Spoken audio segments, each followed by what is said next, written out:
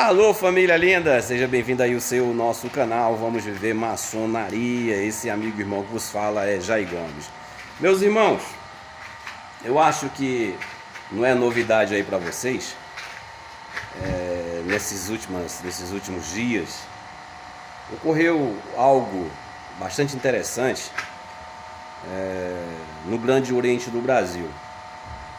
Muitos falaram que era fake news, era montagem, mas depois de que o próprio soberano grão-mestre do Grande Oriente do Brasil veio se justificar, veio tentar limpar a imagem, né, da repercussão que teve dentro da jurisdição, externando, de certa forma, a sua verdade, o que ocorreu.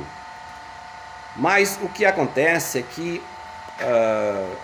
a potência maçônica, na pessoa do soberano grão-mestre, juntamente com seu alto corpo, acha que os maçons da própria jurisdição, ou hoje da maçonaria brasileira, não pensam, né? Não são pessoas totalmente analfabetas intelectualmente, que não estão inseridos dentro de uma sociedade e que acha que pode vir e tentar justificar o injustificável. Mas para nós entendermos o fato que ocorreu é o seguinte, vamos partir do princípio. Como vocês me acompanham no meu canal, eu tento trazer a vocês um entendimento dentro de uma pedagogia, né, filosófica, ou seja, levando você a pensar, a se questionar pelo o fato que aconteceu. O que aconteceu, Jair, foi o seguinte: o grão-mestre, né, juntamente com a sua eclésia, né, recebeu um ministro, né, desse atual governo. Recebeu um ministro. Isso tem alguma coisa em comum? Não, de maneira nenhuma. É até louvável, né? É até louvável se no princípio da instituição a instituição defendesse a comunhão entre o que seja a sua instituição e o termo político. Até porque, dentro da sua Constituição, do seu regimento, exige, né, dos seus adeptos que não haja discussão em relação à temática, em relação à política e à religião. Isso não quer dizer que você não pode ter convivência, você não pode ter diálogo, você não pode receber um político. É muita ignorância da parte do maçom não compreender isso. A maçonaria, desse princípio de proibir a conversação, o diálogo de política, né, e religião, é uma tradição da Grande Loja Unida da Inglaterra, né, já que a francesa é bem liberal.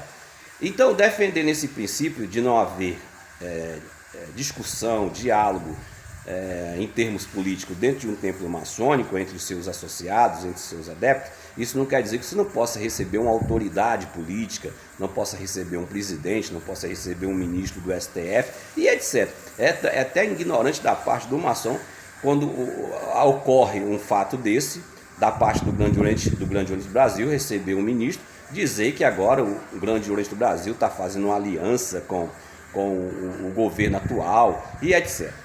Agora, o equívoco está em querer vir se justificar, né?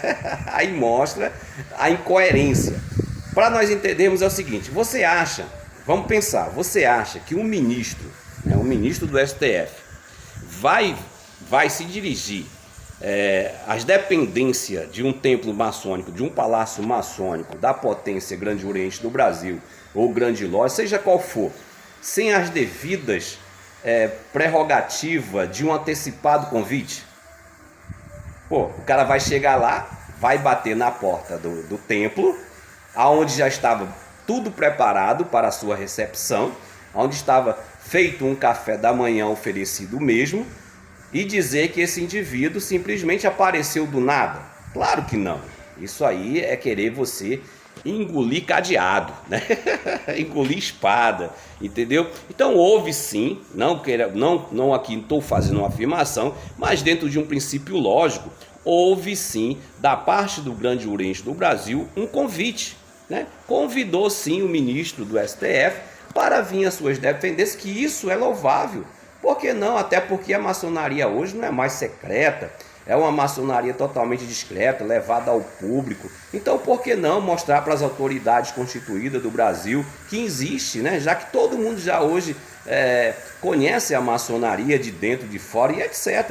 Então, por que não levar um ministro, um presidente da República, um governador? Agora, querer dizer para um público de um intelecto, né, que são os maçons, aqui eu estou até externando, né, de uma sociedade de certa forma escolhida entre a sociedade, que os maçons de certa forma têm um nível de intelectualidade, não existe maçom leigos, né, principalmente nas questões secundárias. O maçom ele é convidado para a maçonaria depois que ele passa ali pelo menos pelo ensino médio. Entendeu? Então não existe analfabeto, né? Agora, em questão analfabeto político, aí é outra temática. Então, eu acredito, essa é a minha opinião, houve sim antecipadamente, até porque um ministro do STF é um cara agendado, ele tem a sua agenda, né? Ele não é um cara, podemos dizer que ele não é um cara que acorda e vai preparar a sua agenda, ele é um cara que tem ali o seu secretariado, aonde prepara a sua agenda e ali está pré-agendadas as suas colocações, as suas visitas, aonde ele vai se direcionar. Então deve ter acontecido sim, não adianta querer defender o indefensável, que o Grande Oriente do Brasil convidou para estar nas suas dependências o ministro do STF. Isso tem alguma coisa incoerente nisso? Claro que não, mas vir depois ao público dizer que não houve, né, e que não tem nada de interesse político, aí, cara, é fazer a gente rir, né? É fazer a gente rir.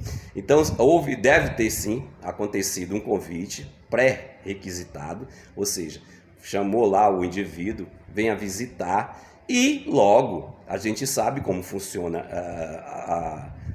os termos institucionais.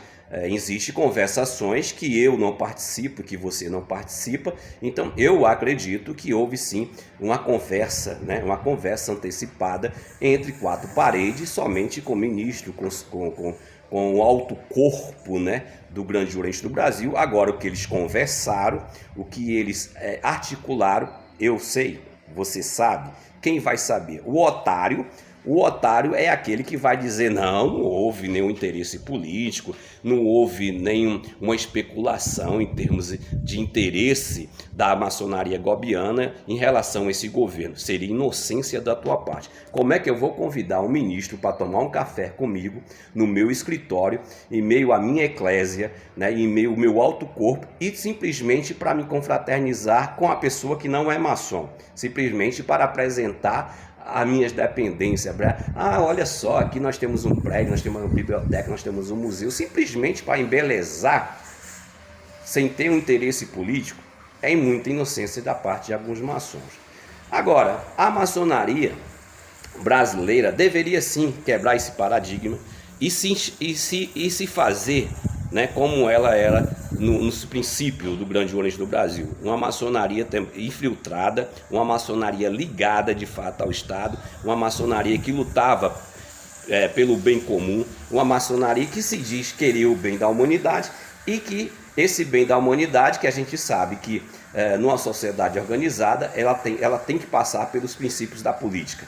Não tem como você abrangir uma geografia, uma geopolítica, se você não tiver inserido, dentro da política no estado onde você está. Então, eu particularmente não ignoro nada. Essa atitude do Grande Oriente do Brasil deveria sim ser feito de forma contínua, né? Um diálogo sempre com a instituição tão renomada que é o Grande Oriente do Brasil, com o poder que ela tem de numeração, né? Que, digamos, hoje o Grande Oriente do Brasil, não sei o seu censo de número de obreiro, mas, de certa forma, a sua influência numa candidatura de um presidente da República, ou de um governador, ou de um deputado, ela influencia muito, pode ter certeza. Então, por que o maçom se escandalizar de forma ideológica? Porque eu sou de direita, Digamos que os maçons de esquerda, que são a maioria, né, deve ter louvado a atitude do grão-mestre de receber nas suas dependências o ministro. Mas já os maçons de extrema direita, com ideologia de direita, já entra essa questão do fanatismo, né, que eu não vou entrar no mérito, mas a atitude do grande jurente do Brasil em receber em suas dependências e previamente convidar para um cafezinho, agora, ficar especulando se há interesse da parte do grande jurente do Brasil, politicamente falando, em relação a esse governo atual, eu não estou aqui para fazer um posicionamento. Mas querer se justificar, dizer que não teve nenhum interesse político, aí, meu irmão, é inocência daqueles que acreditam que não houve. A partir do momento que eu convido uma autoridade a vir às minhas dependências para manter um diálogo político, algum interesse há da parte dessa instituição. Vou ficando por aqui. Te amo sem te conhecer.